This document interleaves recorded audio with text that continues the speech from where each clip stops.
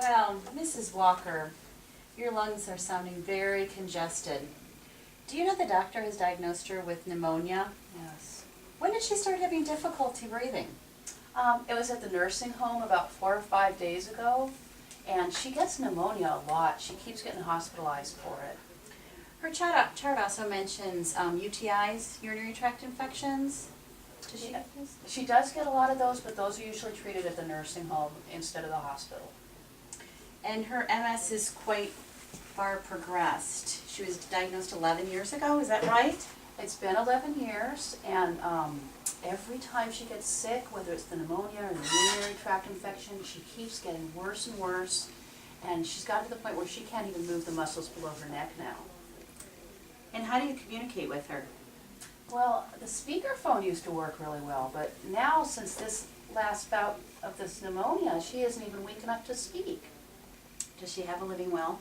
She does have a living will. She signed it 2 years ago, and I'm the power of attorney. Hello, how you doing, nurse? Hi. Hi, Mrs. Walker. You Mrs. Walker's daughter? Yes. Hi, how you doing? I'm Dr. Abul. How you feeling today? Does she communicate? She hasn't been able to since this bout of sickness. It used to be that she could speak all right, even though she doesn't move below her neck. Okay. All right, Mrs. Walker, I'm going to listen to your pneumonia. I'll evaluate how it's progressing.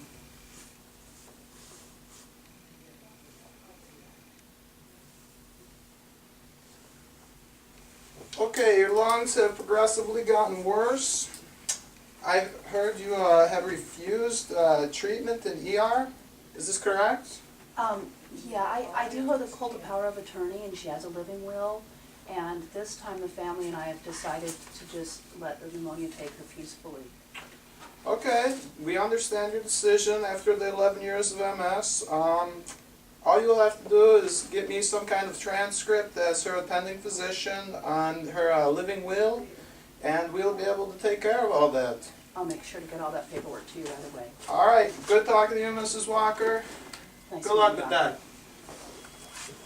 The daughter is advocate for the patient, as well as having the duty of power of attorney to carry out the patient's wishes as stated in the living will. The daughter also loves her mother and doesn't want to lose her. She is probably feeling anticipatory grief. However, she doesn't want to see her mother suffer anymore and lose even more functioning of her body. The doctor has a professional obligation to fight the pneumonia and should try to prolong Mrs. Walker's life. He also has legal obligation to follow the wishes of the living will and the holder of the power of attorney. His decision to withhold the antibiotics shows his comfort level with the ethics of the situation. The doctor has experience with sick and dying people and may be aware that Mrs. Walker is near the end, especially combined with her inability to move. The nurse, she has few ethical considerations in this situation.